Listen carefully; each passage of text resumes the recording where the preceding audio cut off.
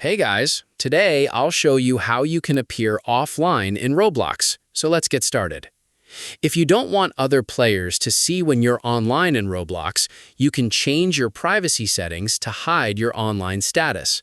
First, make sure you've left any game you're currently playing. Next, open Roblox and select More from the side menu or from the bottom navigation bar if you're using the mobile app. After that, open Settings and navigate to Privacy and Content Restrictions. Inside the privacy settings, select Visibility and Private Servers and then open the Visibility section. Here you'll find various options related to who can see your activity on Roblox. Look for the Online Status setting and change it to No One. Roblox will automatically save the change, so there's no need to press a Save button. Once you've updated the setting, close the Settings menu.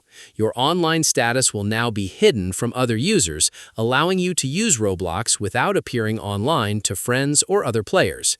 Keep in mind that while your status is hidden, some game-specific features or interactions may still let others know you're active, depending on the game you're playing. That's it. I'll be back with more in the next video.